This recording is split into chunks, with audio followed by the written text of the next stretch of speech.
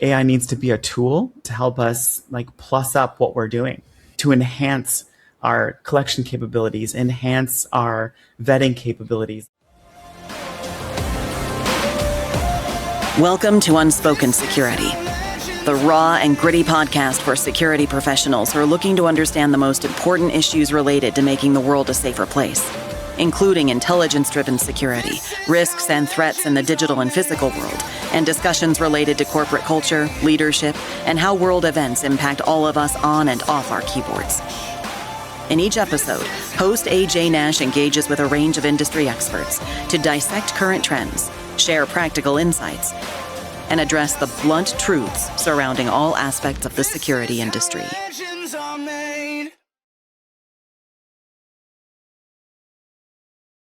Hello, and welcome to another episode of Unspoken Security. I'm your host, AJ Nash. I spent 19 years in the intelligence community, mostly at NSA, and I've been building and maturing intelligence programs in the private sector for about 10 years now. I'm passionate about intelligence security, public speaking, mentoring, and teaching, and have a master's degree in organizational leadership from Gonzaga University. So I continue to be deeply committed to servant leadership. Now, this podcast brings all these elements together with some incredible guests to have authentic, unfiltered conversations on a wide range of challenging topics. It's not your typical polished podcast. My dogs make the occasional appearance. People argue here. We even swear, at least I certainly do. And that's all okay. I want you to think of this podcast as a conversation you'd overhear at a bar after a long day at one of the larger cybersecurity conferences that we all find our way to. These are the conversations we usually have when nobody's listening. Now, today, I have an exciting guest, a good friend of mine, Faith MacGregor. She's an intelligence guru and author, currently serving as senior manager for threat intelligence at the Cigna Group. She's built her intelligence career over 14 plus years in the U.S. Army National Guard, followed by roles in intelligence, governance, and strategy. U.S. Bank, Atomic Data, Wells Fargo, and Cargill. Now, beyond that, and perhaps more interesting, Faith is an award-winning author of historical fiction and historical fiction fantasy. Anything you want to add to that bio, Faith? No, I think you covered it pretty good. Well, we're off to a good start then. So listen, I want to jump right in. We have a really interesting discussion today. Both of us have obviously intelligence backgrounds, military backgrounds, and we both live in the modern world of where things are going. And all of a sudden, AI is just everywhere. When I left the government to the private sector, my joke to people was that everything apparently had become intelligence. The label was slapped on everything. It didn't matter anymore. Data and information, it was all intelligence, and people were network intelligence analysts and security intelligence professionals and business intelligence analysts. And I think my dry cleaner was a dry cleaning intelligence specialist. And so now it seems like AI is the thing. It's just getting shoved into everything. It's the new hotness, right? So today I want to talk about the future of intelligence in the age of AI. So now, before we go too far, I think most of the audience probably has a pretty good understanding of what intelligence is. So we won't belabor the point. But for those who might not, we should quickly at least talk about what the foundations of intelligence are. Starting with the intelligence cycle, right? So we've got planning, collection, processing, analysis, and production and distribution. Can you talk a little bit about some of the standards of tradecraft that go into intelligence, some of our processes, so people know the difference between data, information, intelligence, things like that? The community will argue, but I mean, at its core, data or information is what we used to say in traditional intelligence. It's just information. Information is just data. It's not corroborated. It's not fact-checked. It's not, what we'd call backstopped or an operational test. It's something that we do in human intelligence where someone may tell you something and then you're like, well, is that true? How do I know? Well, someone told me it was true. Well, I want some extra independent sources to verify, usually not the same source. So usually to get to intelligence, to turn data or information into intelligence, it's vetted, it's cross-checked, it's information that has been verified through multiple unique sources. So if a human source tells me one thing, I want to see a satellite image that also backs up what they're saying, and then maybe a cell phone interception or something like that that triple corroborates that. Then we can start to say, okay, this is now verified information. It has been tested and checked, and now we can call it intelligence. Now we can make a decision off of it. And that's really what, if I wanted to sum it all up, intelligence is information that you can make a decision about.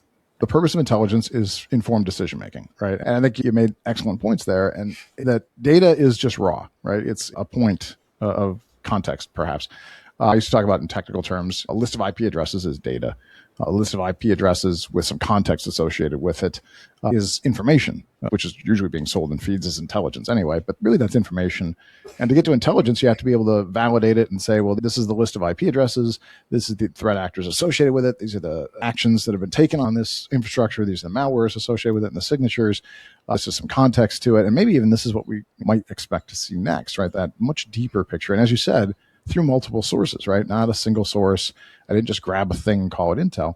And it seems like that's been a real struggle in the private sector, partially because I think it's been a while to get enough people with long-standing intelligence training and tradecraft experience to come out of the government, which is where almost everybody comes from originally. But then also the marketing. Vendors have turned a lot of things into intelligence that aren't, because intelligence sells much easier than telling people it's data, right? So it's more expensive if you tell them it's intelligence. And I think that's caused some issues from what I've seen. And then we talk about standards and tradecraft, right? In the intelligence community, we have these very rigid structures that everybody's trained on. Intelligence community directives, ICD 203, 206, 208, things like that. The private sector doesn't really have that. I know some experts who've come out of the government, myself included, I guess, have tried to push that forward. But what are your thoughts on where we are in terms of maturity of tradecraft and consistency of messaging in the private sector when we talk about intelligence? There are enough people that are former government or former agency people or civilian public sector experience. So they've got good classic intelligence training.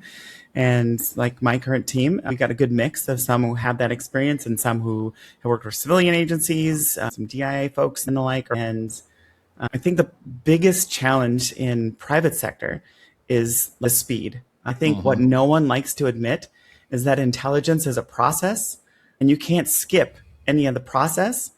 So sometimes intelligence is slow. And my last part of my career, I did human intelligence, counterintelligence, the slowest intelligence that there is, right? Human is so slow and no commander wants to be like, do you have the answer yet? It's like, well, I've been nurturing a source and doing this, or if you're doing private investigation, well, I've been doing this investigation and I haven't found the gold nugget yet, but I'm confident we'll get there. And I think sometimes that kind of waters down the intelligence in the civilian sector. Like when we usually pull articles, right? Hey, CrowdStrike article and this. And if you read those articles or some, tech blog or something, and if you read them carefully, they're all citing like the same source. Hey, there's this blog and we're citing the IBM cost of data breach 2025. And then you read this other source and it's like, you go down to the fine print and like, oh, this is IBM cost of a data breach 2025. So they're not independent sources. They're all just quoting IBM. So really you only have IBM's perspective. And it's hard to find another group since everyone's doing their own thing. It's very hard to go and find a second source that's looking at the same thing in the same way.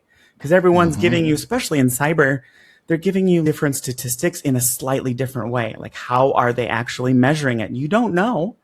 And without being able to see the mathematics behind it and see the algorithms and how they came up with that, it's hard to do source validation. It's really hard, which is what turns information into intelligence. You made a good point. Circular reporting is another thing in intelligence community we look for, right? It's something that looks like it's 5 or 6 sources, but as you said, you dig in, you're like, no, it's all the same source. Like it's just Bob told Susie, Susie told Mary, Mary told Sally, but it all started with Bob, right? It was just the rumor from the one person. Having other people repeat the same story from the same original source doesn't validate it. And we lose track of that a lot in the private sector, I think, again, because you see the blogs and the journals and vendors quoting others, et cetera. And it's like, well, no, IBM said this, and then CrowdStrike said this, and then FireEye said this, and then Flashpoint said this. You're like, yeah, but they all said the thing IBM originally said, as you pointed out. They didn't, unless they were adding their own findings or validating in some way. And there's nothing wrong with quoting other sources, of course. It just needs to be understood that you still just have the one source. You can't say because other vendors quoted it that somehow it has more legitimacy, unless they're going to say they also were involved in the research or they validated it somehow. But you do see that happen. We see a lot of things that are being sold or consumed that are these intel feeds, and you dig in and you're like, it's not really intelligence, it's data or it's information, or even it's just news sometimes. News with some perspective put on it is useful and can be. I think it's a challenge sometimes where people don't know how to accurately calculate the true value of that, right? A news story about a threat from a foreign nation is news. If you have a senior intel person on your team whose career has been dedicated to studying that nation and they can add context based on past knowledge of cultural differences or sounds like this, but when they say this in that culture, it really means a different thing and has to be interpreted a different way. Okay, you've added something to it that has value, that is specific and might be getting you closer to an intelligence piece because of that person's deep research and deep knowledge. But otherwise, if you have a team that's just taking a bunch of headlines and putting them into one product and sending them to you, they're not sending you intelligence. They're just sending you a nicely packaged news feed that's curated to your needs, which is useful, but not intelligence. I think the difference between data, information, intelligence, and the news, I've spent a lot of time talking about over the years. And it still ends up being very frustrating. And I think you and I share a frustration, which most of the world doesn't appreciate. Just in the terminology. Cyber threat intelligence is a term that anybody who knows me knows I hate. I will use it occasionally because you have to, because that's where the market's gone, but I don't particularly care for it. It's intelligence. Cyber is a subset of it. Threat is a subset, but these are not their own things. So cyber threat intelligence, I get that it's become a normal term, but to me, it's all intelligence. Then you break it down into its subcomponents. And I know, if I'm not mistaken, you feel similarly about this. You want to talk a little bit about how you see intelligence and what the subcomponents really should be feeding into it? Yes, we 100% agree on this one. Yeah, traditionally intelligence, if you're not an intelligence professional, like intelligence is just, it's a big umbrella term. And within that, you have things like, most people have heard of OSINT, open source intelligence, human intelligence, CI, counterintelligence. But there's like lesser known ones like MASINT, mass spectrum analysis, ELINT, electronic intelligence, which kind of morphed into the modern cyber, at least on the public side, sort of, or part of it. A little bit of that in communications.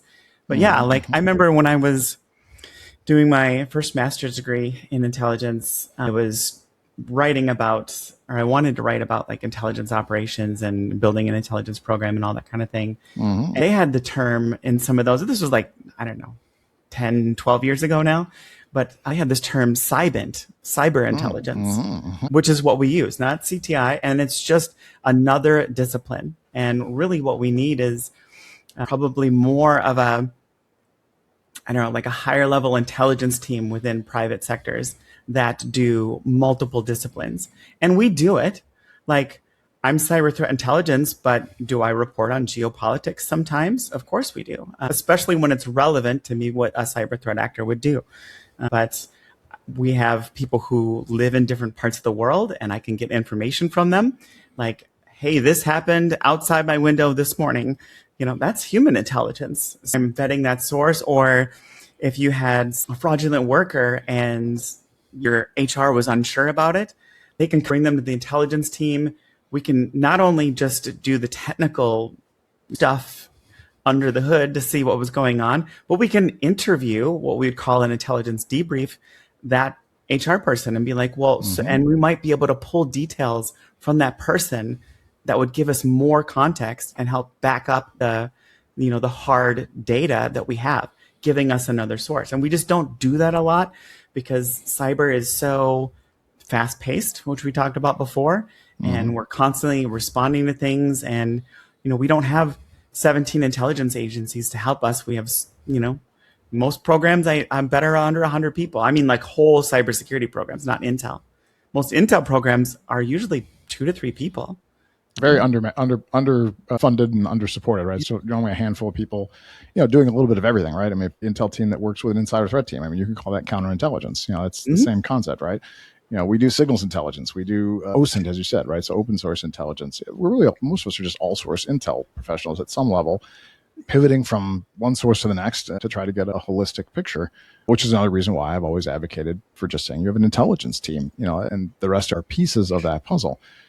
Anyway, I don't have to get on that soapbox. Anybody who knows me knows about my thinking on having a CINO, the Chief Intelligence Officer at the C level, and having everything roll into that. So we won't repeat all those things for those who get bored hearing me talk I do love that idea. I just want to publicly go on the record saying the Chief Intelligence idea is probably where we need to be at some point if we really want this to mature.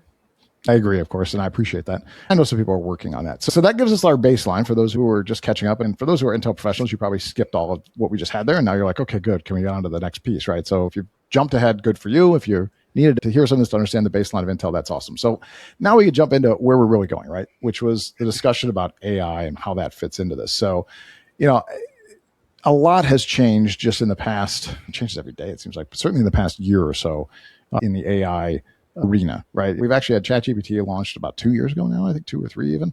So AI has been out for a while and people have used it for varying things and it continues to grow and expand. We've got an agentic AI and now we're seeing these mass layoffs across industry as people are being replaced by AI or theoretically replaced. We'll see how that works out. And so let's talk about specifically the intelligence zone. Now, keeping in mind, we said the purpose of intelligence is to help leadership with informed decision-making. So these are critical pieces that we are providing, right? Leadership's going to make strategic decisions. Sometimes it's shifting entire corporate structure. Sometimes it's how you handle your security in acute matters or in chronic matters. These are generally pretty impactful decisions that are going to be made based on intelligence. So what do you see right now as risks and rewards of this exponential increase in the use of AI, specifically in intelligence work? Yeah, honestly, I think the final answer is still like to be determined. TBD is my short answer. True. Seeing how it works. There are changes coming in really fast. Mythos has scared people into, and maybe rightly, like a little healthy fear of what threat actors can do is not a bad thing. And I think when it comes to intelligence, though, like there's really, as we talked about, sources and articles quoting the same source like IBM, how do we know that AI is using vetted information that is coming to those conclusions with not just an opinion that it scraped on the internet or an article that is subjective? What sources are they plugged into? If you don't have access to classified sources, like how do you know that information has been vetted? So you get an AI report or you ask AI to give you a little brief or a summary of some event. Like how do you know that all that stuff is correct, right? Because the most important thing we can do in intelligence is validate our sources and make sure things are correct. And I will tell you, like I have used some really top of the line AI programs within vendors and the summary is not what it says in the summary is not backed up. And then you go and look at the sources and it's not quite what you thought it was, even though all the pieces are there that AI made the leap. And then that kind of pushes the analyst to make a leap. And then you're under a tight timeline. So you make a, like, hey, I think this is where it's going, but you don't really know. And kind of a follow on to that is in the corporate world, you don't get the time to say, well, I think this is what's happening, but give me like 6 weeks and I'll get back to you and let you know for sure. That's never going to be an acceptable answer, right? So you're forced to make snap judgment calls pretty quickly, and that can be stressful. It can be hard to really put your stamp on that information. And we've seen examples like my favorite one to quote is the EY report that came out, and they had to recall it because several of the conclusions in that report from AI were incorrect. Like, I think it was like 40% or something of them. So not like the entire thing was wrong. And that's a company with good funding. They put out a lot of good reports before. So and they charge a lot for them. And they charge a lot for them. Yeah. So if something like that can't be trusted. So I think it comes down to trust, right? We talk all the time about zero trust. Well, why are we trusting AI? Like what? I'm not saying AI is not going to go away. So how do we put something in place, a system, controls, whatever you want to call it, to ensure that information is valid and trusted, can be trusted from a trusted source? And I don't think the term human in the loop, I don't think that's enough when it comes to intelligence. Maybe for logging easy data or low-level SOC stuff, but for complex critical thinking, decision-making that is going to affect budgets and businesses and jobs, I don't think it's there. I think you're exactly right. Some of the tenets of intelligence are timely, accurate, and relevant. There's actually 7. Complete would be another one. I think those are the 4 I talk about the most. As we start having more AI involved, timely seems to be the piece that everybody cares most about, right? Oh, it's very, very fast. How accurate is it? How relevant is the research you're getting? And is it complete? Now, those are much harder things to come up with. Even if you've worked with good AI platforms and you've put in the effort, you've really worked on your prompt engineering and all this, it's always a challenge. It's a challenge even for humans to say, do I have everything? I have everything relevant, at least within a time frame. Normally we have what's known as information cutoff. I can't wait forever to report something. I decide I've got as much as I can get from this timeline and go forward. But with AI, you don't really know. AI goes and does its thing and it comes back and you have your sources. And it's like, well, did it really get everything that was possible for this? It almost never does. It's going to cut off at a point and say this is good enough to validate the question. And it may not be. There might be more out there.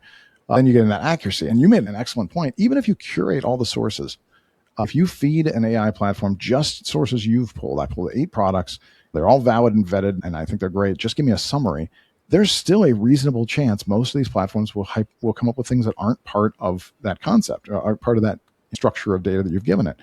It does that sometimes. We haven't been able to figure out the why. Technology is working on it. The platform creators have said they don't completely understand their own technology. They're honest about it.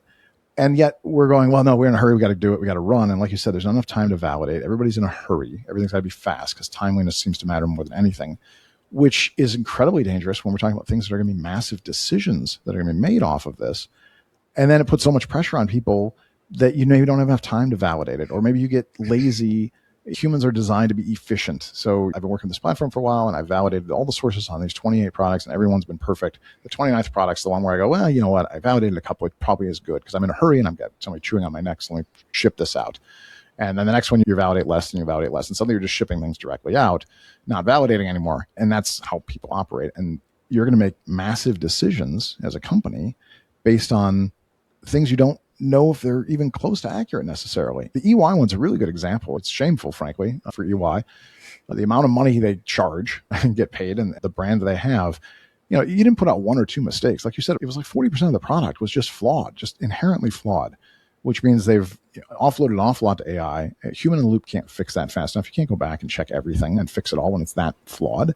And it ends up going out the door. And they charged a lot for it, probably, if we had to pull it back. And yet we're seeing more and more of this. People are just pushing forward and saying, no, we're gonna AI can do it. We don't need people. And keep in mind, there's no intelligence. AI is, again, a brand. It's marketing. It's not intelligent. It's not sentient. It can't reason, at least not yet. It is amazing technology. Does a lot of amazing things, but it is not intelligence. If you had an intelligence analyst that every once in a while just wrote a report and put it out that was based on nothing, or just added some fiction to it, most of it was good, but just added a few lines that were just completely imaginary, you'd fire that person. First time it happened, they get a lot of talking to, and then they have to explain how they did it. And if they couldn't, by the way, AI won't be able to. It'll just say, I don't know why I did that. You'd fire that person. You can't trust them with the content you're going to use to make massive impact decisions. And yet we're just shuffling more and more people out the door in place of this technology that we don't understand. So listen, I also don't want it to be all negative, right? Some good things are happening with AI, obviously.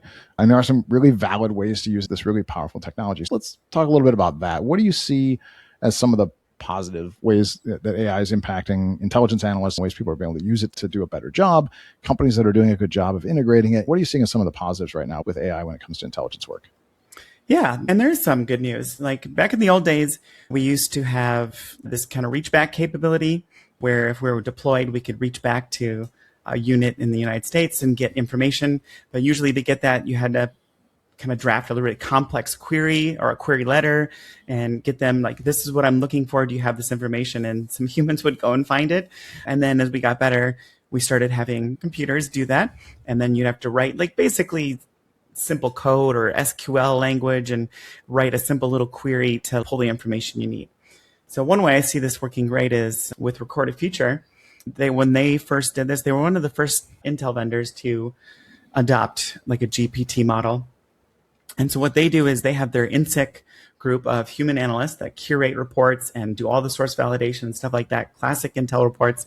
And then they put it into their system. And then you can use their Recorded Future AI to find those reports. So then you're doing a kind of an advanced query to find information. And it's not just pulling data, it's pulling validated source reports, validated intelligence reports, what we would call finished intelligence, right? So now I can I can put those in my assessments and I can make that based off of like good conclusions. And then they have their sources too that have been independently verified, hopefully.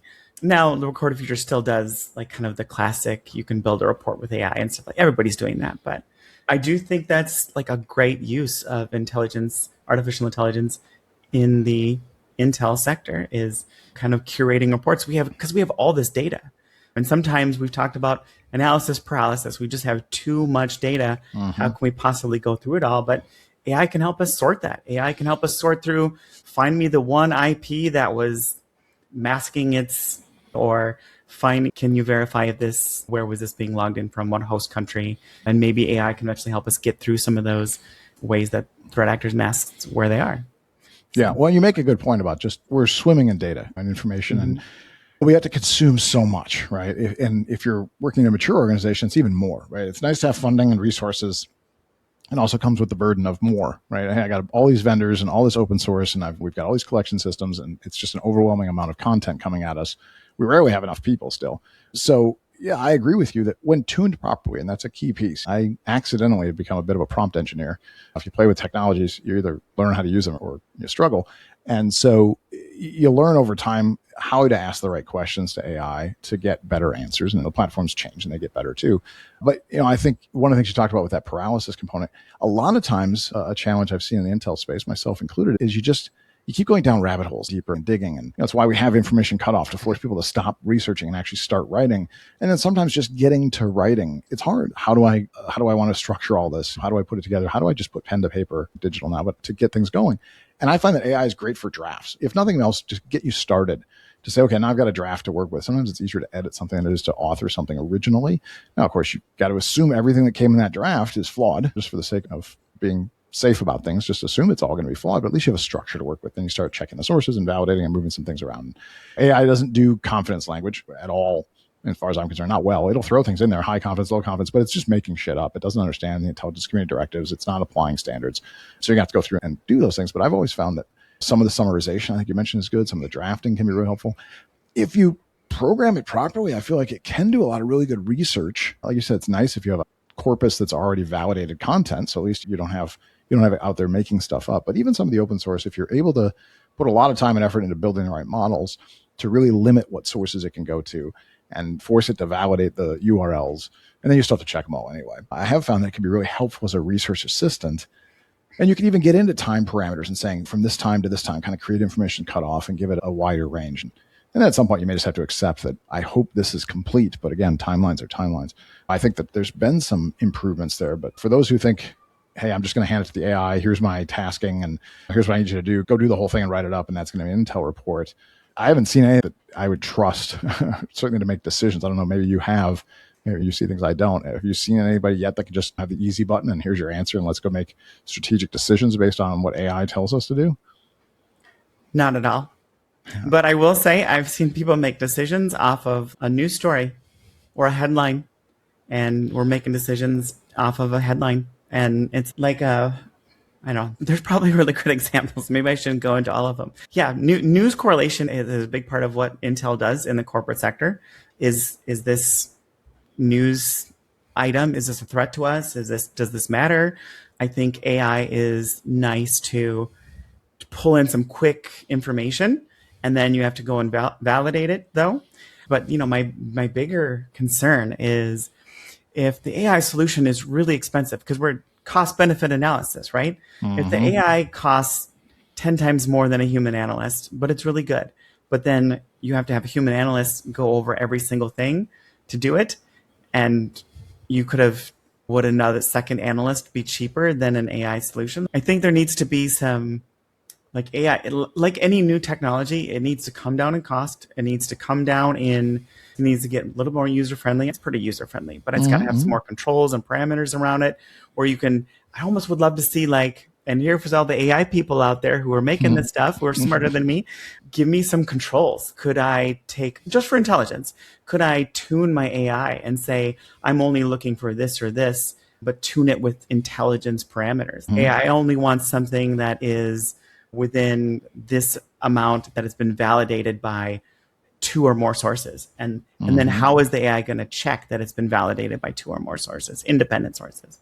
But if there's ways I can do that, and I know people are probably working on that already, thinking about it, but Yeah, I don't know if there's enough demand yet as part of the issue, right? Because I just don't think there's enough people still that understand the difference between data, information, and intelligence as we opened to be able to levy those kind of requirements. For what it's worth personally, I've been playing around a little bit with trying to create, search parameters and creating tiers of collection, right? These are tier 1 sources, these are tier 2, these are tier 3, to try to teach AI confidence language. If it's got at least 3 tier 1 sources, then we can say it's got moderate confidence or better and start working through that. Hasn't been successful, but at least I've been successful in getting it to limit itself to sources. So that's helped me. If I can just say, hey, listen, here's the 20 sources or whatever, these are the only sources you can use, then at least I know what's coming in as long as they're valid. I got to go check, make sure it didn't hallucinate, just make up URLs. at least I know it's coming from sources that I already trust, that I've already vetted, which can be helpful. It's a bit of a shortcut through it. But yeah, I haven't seen anybody with the easy button yet. They'll sell it that way. And there's plenty of people that think that's the answer. And people are going to be selling it. AI intelligence. You don't need an Intel team. For anybody listening, don't buy that. Don't make decisions based on that intelligence. It would be a terrible move. I think this over-reliance on outsourcing, because there's a belief it's cheaper than people. It's not, as you said. We need the technology to get less expensive and get a little bit better, like all technologies. And what we're hearing right now is this technology is about to get a lot more expensive. It's sort of been subsidized so far.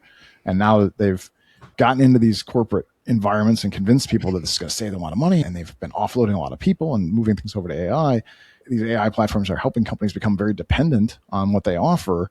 And all of a sudden, they're about to get put on the elevator for price. And companies are already starting to say, well, wait a minute now, our tokens are expiring so quickly. And people's tokens don't expire. People on salary, yeah, you can't work them hundreds of hours a week, but you can work them more than 40 and 50 a lot of times. And people don't really have expiring tokens. And the AI platforms do, and nobody knows what platform AI tokens actually cost. And that's changing. So I think it's interesting to see where this is going in terms of maybe too much over reliance on some of these things and too much trust. People have a tendency just to trust machines that act like people more than they trust the people. And so it sounds like from what we're saying is there's a mixed bag here, right? There's some good possibilities and good opportunities, but this technology is not everything it's being sold to be, at least when it comes to intelligence.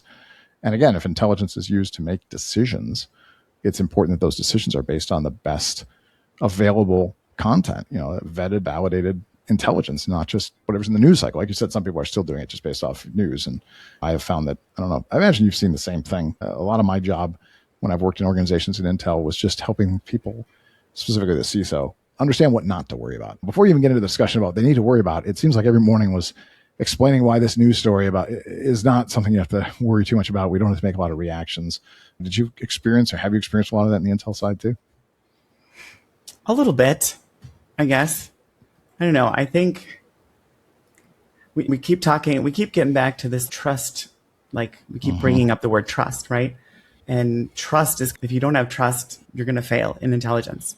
But Intel people are human and they're going to make mistakes.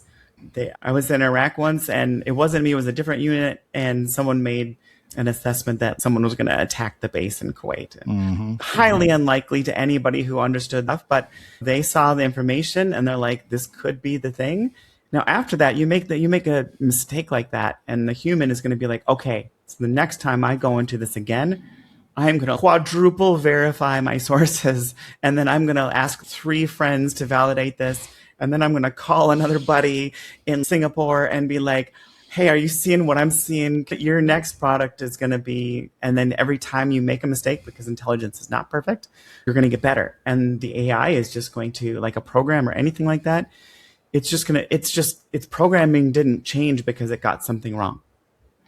Like not yet. We're not at live learning, whereas a human analyst learns. And also I think someone show this to me and prove that it works, but AI is sorting related information that makes sense.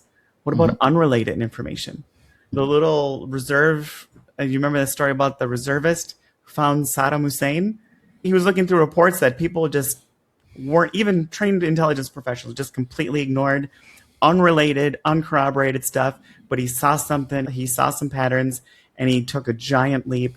And maybe it wasn't a giant leap. The information was there, right? It was there. We talked about 9/11, like the information was there, but it wasn't shared, but that we had the information. And so how do we parse that using something like AI? Like, I don't know the answer. No, it's a really good point. The AI, the learning thing, I think, is a really good point, right? Everybody who's done Intel for any period of time has gotten something wrong. I mean, that's the nature of intelligence. Like you said, we're not perfect. It's not 100%. There's a reason we have caveat languages. There's a reason that very few people will say high confidence. Nobody I've ever known says this is certain to happen. I've never seen that happen in Intel. High confidence still has to have a lot of sources, a lot of support. And it doesn't mean it will necessarily happen still. Confidence language is something we live by and we work hard at it. But we've all gotten something wrong. And it's hard, and you take it personally, frankly, if you're an Intel professional, and you have a lot of introspective discussion with yourself, frankly, about, all right, what do I do differently? How do I fix this? Sometimes, depending on how bad it is, you might have gotten a lot of external feedback on how to do things better and how to fix it. And that affects us as humans, right? We either, as a dedicated professional who wants to get better, or maybe just out of fear, depending on what it is, there are consequences for getting things wrong. Even though everybody understands we're not perfect, we're not predicting the future, we don't have a crystal ball, there can be consequences. AI doesn't have any of that. There are no consequences for getting things wrong. Most of these platforms don't remember one project to the next unless they're designed to do so, and they don't really learn. So it can, in fact, make the same mistake. You can teach it, and to an extent, there's memory that can be created. There's a lot that goes into it, but it doesn't work like humans yet, as you said, and their motivations aren't the same. So, that's a difference. And again, so if you're dealing with somebody who's been, if you're hiring somebody who's got 10, 15, 20 years of intelligence, they have all those battle scars. They have all that iterative learning. It's ingrained. It's built in. It's happened over time in ways that can't even be described through resumes and interviews. The AI doesn't have that. It doesn't have the same kind of dedication. It doesn't understand consequences of its actions or consequences of somebody taking action based on its judgments. We haven't advanced to that point yet. So I think those are really good points you've made, that it's a concern, right? We will get there perhaps, but we're certainly not yet. And it's dangerous to start running down that path, because it also means if the AI makes a terrible mistake that you make a terrible decision based on, it'll do it again. Like it given the same opportunity in the same context, there's a chance it'll make the same exact analytic error, the same exact leap, or worse. Again, AI is notorious for, they call it hallucinations. I would call it fabrications, frankly, where it just creates things to fill in gaps. Humans can do that, but human intelligence people specifically don't do that. We have to call out, these are gaps. We don't have this information. We don't have this knowledge. Ask any AI platform a question. I've yet to have one say, I don't know. I don't know. I don't have an answer for that. I don't know. Humans will do that. Intelligence people will say, best research I've got, I really can't give you honestly, I can't give you a confident answer either way. AI will always give you a confident answer. And that is disturbing. Again, if you hired an Intel analyst that was as confident and cocksure as AI is, and immediately had spit out answers you was certain of, you'd fire that person. And so I'm worried about where that's going to be as we go forward. And I think that's kind of the big question, is where do you think we are going forward with this? Again, we've talked about where it is today and where we think it's going to head. What do you see in the next, let's say, 5 years or so as, best case and worst case scenarios as it comes to AI integration or taking over of intelligence? And I think maybe we can even talk about the government space. We're starting to hear about AI being used in government intelligence and in classified work and planning and some of those things. What do you see as scenarios? Well, I guess we'll do worst case first. Sure. I mean, there was just, I haven't independently verified this or done all my source verification. So it's just a news report, not an intelligence report. Caveat there. But that the government is using kind of Claude-based models to help with target acquisition with kinetic strikes. And so now, like, I remember in the olden days, if our group got mortared in a base, like, it got to the point where you could do all the triangulation and we have the technology to be able to shoot back from where that round came from and all that stuff. And then you needed like an intelligence officer and a lawyer standing next to that fire team saying, 66%. And then the lawyer will be like, I'm not comfortable with that. So like and when AI is making decisions so fast that you don't have time to like validate. And I think we talked about at the very beginning of the podcast, time, right? Sometimes you just have to slow down. And no matter how much you want it to go faster, you make a fast decision. That's how you make a bad decision. And I think teams need to get comfortable saying, I need to get back to you, or I need another day, or the data just isn't there. We can't say this. I remember one of my first assignments in combat arms military unit, like where I grew up, one of the 194 Armor, Minnesota, shout out. The classic intelligence folks like always wanted to give a percentage, confidence level and stuff like that. And the combat commanders are like, I want to know what you think, S2. And you're put on the spot. You're in front of a briefing. It's 100 people. And it's like, what do you think is going to happen there, S2? I don't know. But they say, well, here's what's likely to happen. Here's what I think where this could go. I don't know that's right, but I have a theory that this could go this way. And I want to put sources and collection assets on this to see if we can verify that, right? And some of it's got to be based on like real knowledge. And I think that can segue into the good parts, right? I think what could be good is not like blanket replacing stuff with AI and not human in the loop. It's going to be AI needs to be a tool to help us like plus up what we're doing to enhance our collection capabilities, enhance our vetting capabilities. Like it's like anything else. The Army had a system called the bat and hide, where we could do retinal scans and finger scans of people like on the spot and see if they showed up in a database, had they been arrested before, like instant, right? In the field.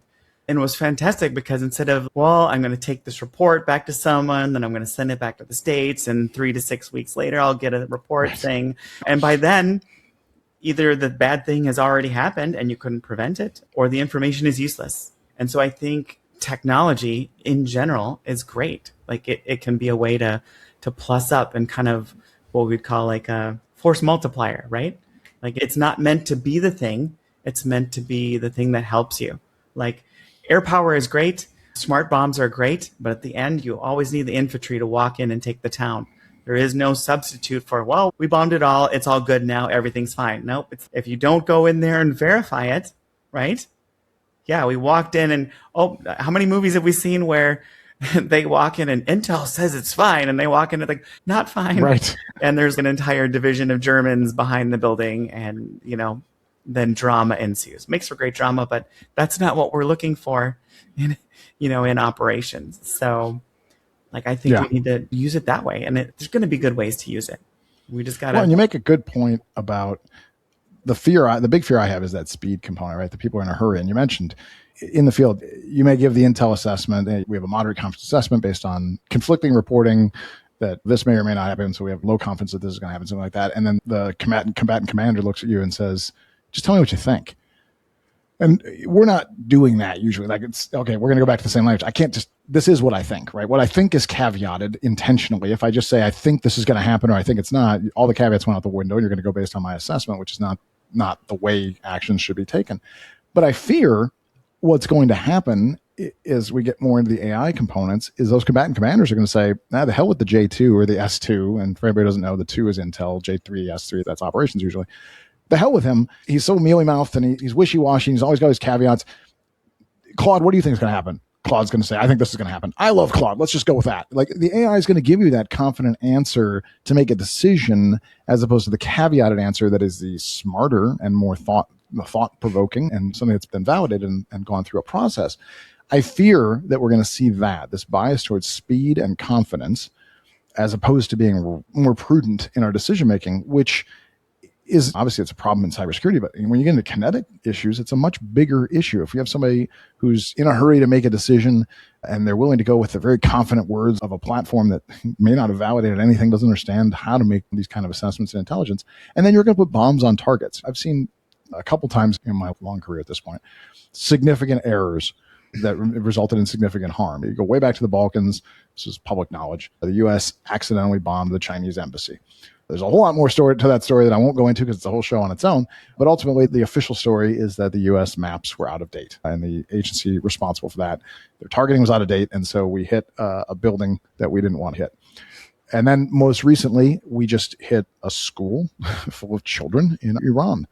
And one might say, well, see, humans make a mistake. Balkans was human. The Iran one reportedly may have been AI helping with targeting. But that we've only had the AI thing for a short period of time, and that's one of the most catastrophic, colossal combat errors I can recall. Now, again, not validated. Don't know if AI was involved in that targeting. I'm just trying to make the point here that that's what we're hearing in the reporting. And bombs on targets have very significant consequences, not just life and limb, which obviously is significant, but further than that. If you blow up a school, you blow up a hospital, you blow up innocent civilians anywhere, accident or on purpose, it creates long-standing problems, international relations problems. People don't forget these things, and they don't care that it was a mistake. Death came from the sky. And I fear that that's what we're going to run into is, like you said, the combatant commanders. I just want to know what you think. I just want to go make a decision. I don't need all the caveats. I don't want to think through this stuff. Tell me what to do. And I feel like the technology is much more happy to do that because, again, it doesn't understand consequences. So I worry at this rush to put this into places where significant consequences happen, specifically intelligence in the government space and combat arms and law enforcement, for instance, and where that goes. So I'm hopeful we don't go too fast in that space. It seems like we're driving there in a hurry now. It may be up to the platform providers themselves to help reel that in, but that's not in their best interest business-wise. So I think it's something we're going to have to continue to watch and see. I agree with you. This technology has great possibilities for us and can make intel people smarter and faster and better as a tool. but not a replacement for all of the things we currently do. The technologies aren't even close to being there. Now, that being said, we do have to wrap up. We're actually a little long on time. It's been a good topic and a good episode, and we probably could have kept talking, but I don't know that we made any conclusions on here other than AI is really cool and does some cool things and also is really dangerous, could be a big problem. And I'd say don't trust it too much, but think of it as a tool instead of a replacement. But I do want to wrap up, and we always have the same question we close with all of our guests. The name of the show is Unspoken Security. With that in mind, you don't get any pass just because you're a friend. I want to hear from you something that in your life that to this point you've never told anybody before, something that so far has been unspoken. On the spot. Yes. Well, intelligence professionals never tell people things. There's always things that we are never going to tell anybody, but... True. Yeah, nothing classified here, please. Right. No, if I just think of something fun, light, and personal, like... Yeah. All this work doing intelligence it's a 24/7 job, right? You're always doing it. You can be Sunday morning, you're sleeping in, and then you open your phone and you see a thing and you're like, see a certain news story and you're like, oh, I'm going to have to make a report on that later. So you don't just pass it away. You open it up and then you start reading more. And then pretty soon 3 hours of your Sunday is gone and your bosses have no idea that you've done that. But that's just the life of Intel. I always thought I was going to be a inner city girl forever. And I live in St. Paul and have my technology and all that stuff. But the more and more I go through this, I'm getting closer and closer to desiring to buy a small farm, like far away from people, and just, I don't know, raise sheep and plant fruit trees and maybe just kind of be a retired spy for a little while. Well, I think you're right. By the way, it's validated to hear somebody else say the same thing that I do all the time. Like I go on rabbit holes constantly. Pick up the phone, you think you're just going to read something light, and next thing you know, it's 4 hours later, like you said. And I realize I don't even know why I'm doing this. I don't even work for anybody that cares about this right now. I went down this path because it becomes human nature as Intel professionals. It becomes our nature to want to know more about things. I want to dig in, or you read some wild story and like, no, that can't be real. And then you want to validate it or invalidate it, and you can start digging through all the details. And I've burned more hours and days than I care to count. But I think what you're saying, I've also heard a lot in our industry, both in the Intel side and just in tech in general, of people who are just saying, I think maybe I'm ready to not do this anymore, to just check out, to get a farm. I've heard many people talk about farming, whether it's agriculture or livestock, and just get away, just unplug and be gone, which maybe says just how hard this is. I don't know if people realize how hard this industry is and how hard this work is if you do it for decades.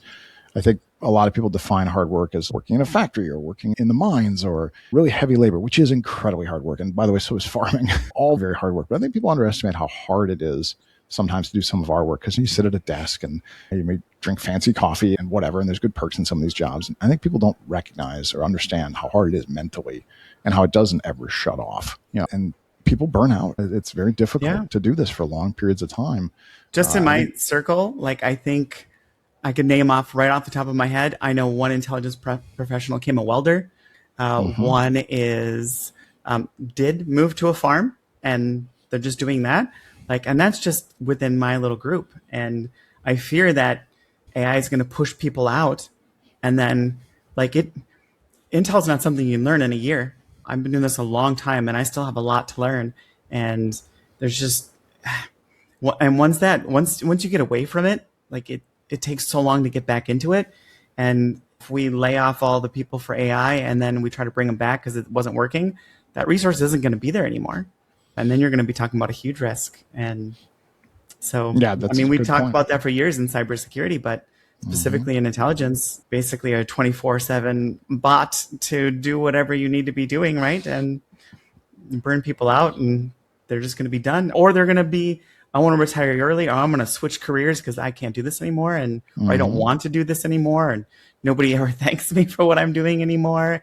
And it's like you can do 1,000 things right, but one little thing is off, and then it's like, So people don't remember the victories in intelligence. There's a reason it's called we're silent professionals. You do a lot of things every day that are very successful, and people don't remember those. And it's fine that people focus on tragic things that have gone wrong. They should. There are things that need to be focused on. But you're right. It does feel thankless. And over years, that there's an accumulation of that, and just a feeling of, why am I trying anymore? Why am I doing this? You've done a lot of good, but you don't think about it, because most Intel people are pretty humble and they just move on to the next thing. And nobody sits down and does the calculation of how many lives weren't lost because of a thing, because it's very hard to calculate prevention. When something bad happens, it's easy to calculate harm, but it's hard to calculate prevention very well. So the metrics are well either. So it's amazing how often you have people that are very good at this and have done amazing work. And you have leadership saying, well, I don't know why we're paying these people. Like, this bad thing happened. They didn't prevent it. Why do we have them? And it's very tiring after a while. So yeah, I think you're right. I think we're having some brain drain issues. And I think despite what some may think, you don't learn this in a year or two. And it takes time and it takes energy and it takes experience, some good, some bad.